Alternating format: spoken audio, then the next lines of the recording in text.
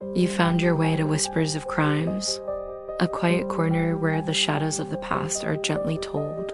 Here, we speak of real crimes and mysteries, not to shock or scare, but to wonder, to reflect, and maybe to help you fall asleep. So close your eyes, let your thoughts slow down, and come with me into tonight's case.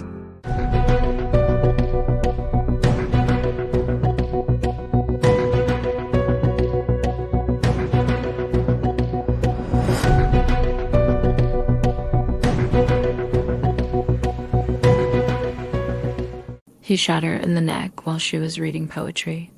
Then he ate her. In 1981, a quiet Japanese student studying literature in Paris murdered his classmate, and over the next 3 days, he did the unthinkable. He cooked her flesh. He stored her body parts in his fridge, and when the smell got too strong, he packed her remains into suitcases and tried to dump them in a park. He was caught red-handed. He confessed immediately, but instead of spending the rest of his life behind bars, he walked free.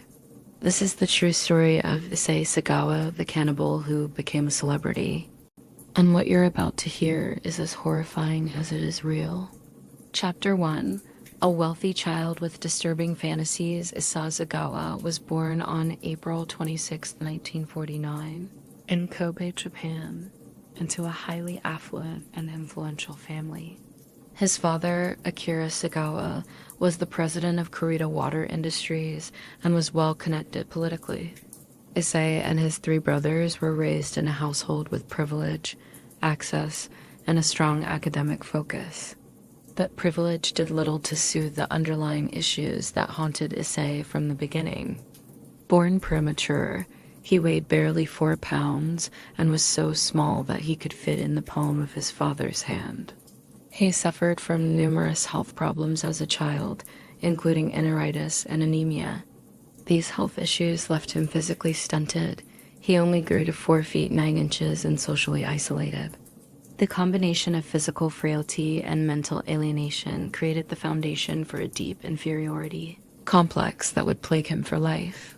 What is even more disturbing is that Sagawa claimed his cannibalistic fantasies began during his elementary school years. He recalled being fascinated by the idea of eating human flesh, particularly that of Western women. This wasn't merely a sexual fetish, it was a compulsion rooted in self-hatred and obsession. He idolized tall blonde women as symbols of strength and beauty, traits he believed he lacked. By devouring them, he felt he could somehow internalize their power and gain a sense of completeness. Sagawa's fantasies remained hidden throughout his school years. He was an excellent student, excelling in literature and languages, and was described by some as intelligent, socially awkward. Yet beneath this academic exterior, he harbored violent desires. He later admitted that he attempted to assault a German woman in Tokyo in the 1970s, but she fought him off. The incident went unreported, and Sagawa escaped justice.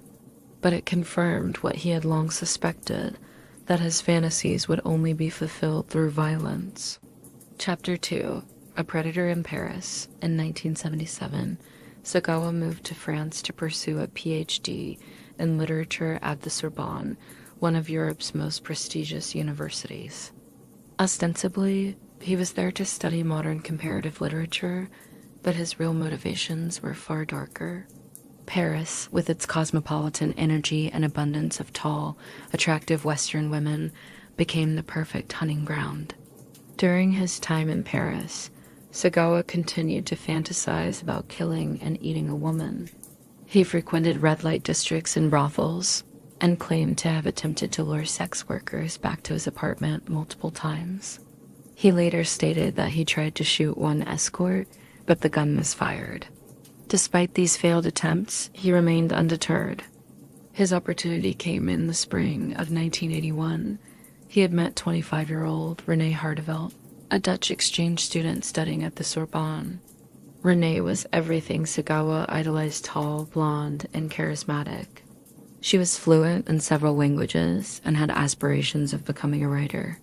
The two became acquaintances through classes, and Sagawa invited her over multiple times under the pretense of academic collaboration.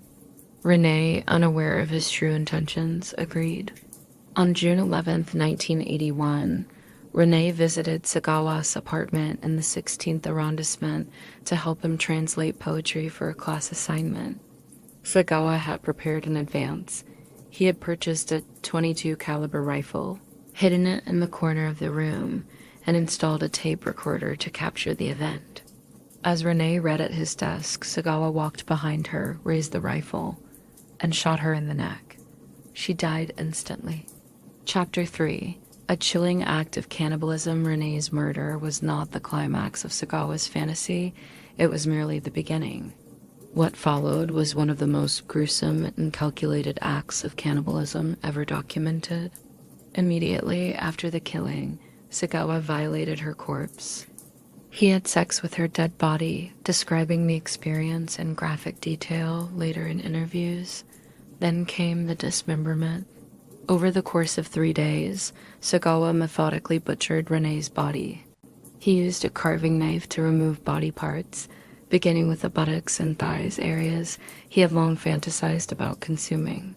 He photographed every step of the process, documenting her body in both its whole and mutilated forms.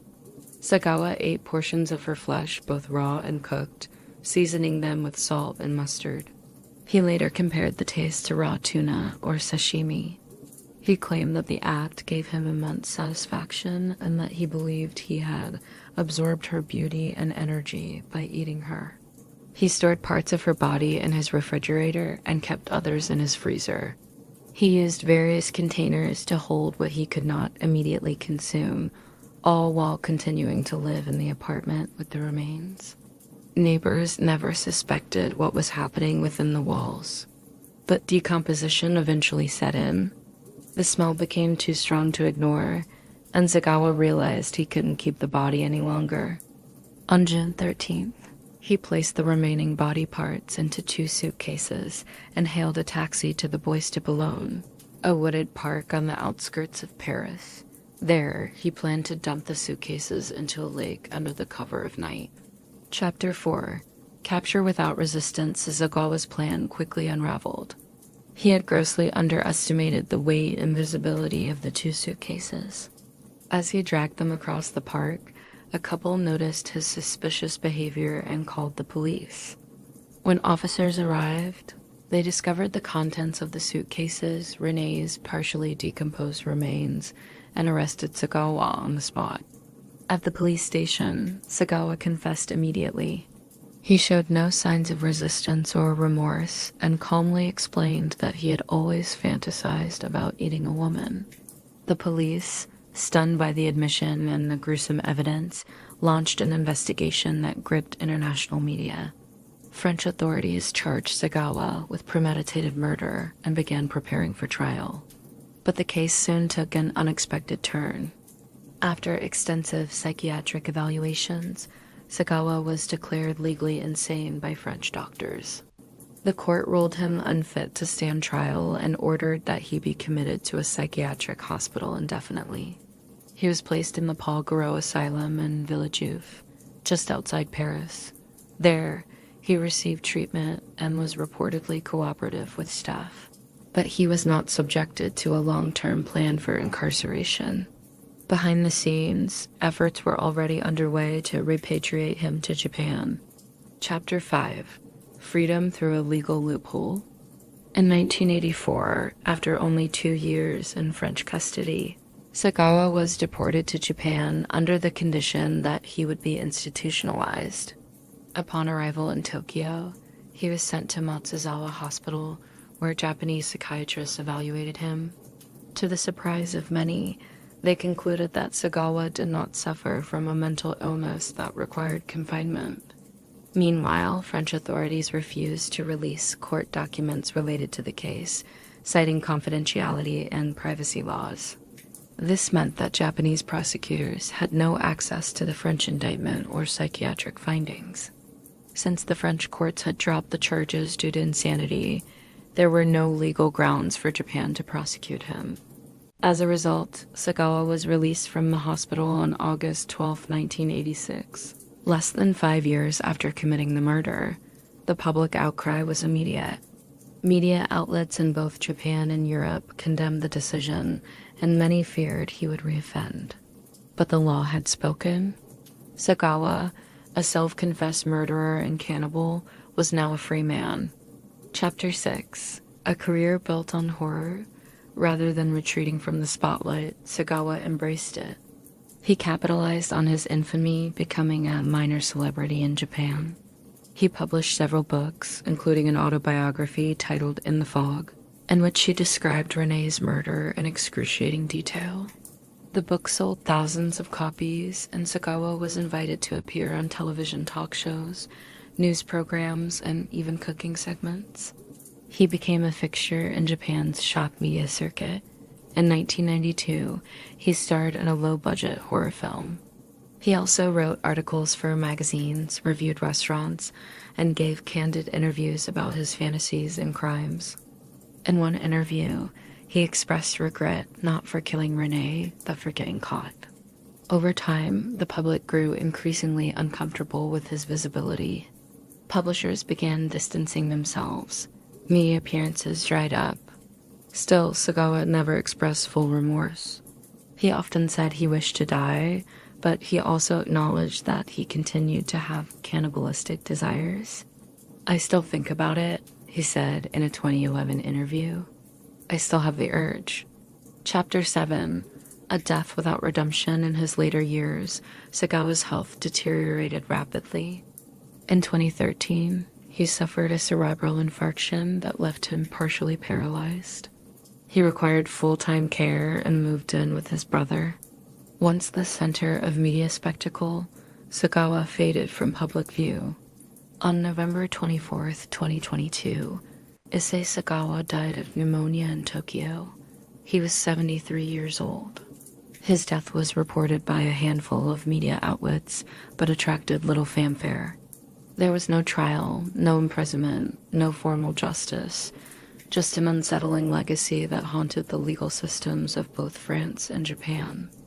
Renée Hartevelt, the victim, became a ghost in the narrative, a young woman who had her life brutally stolen, her body desecrated, and her memory consumed by a media circus. Her family never received justice. Her murderer became famous. And the world was left with a grim reminder of how law and morality do not always align. That's all for tonight's story. Another thread in the web of true crime, quietly unraveling as the night goes on.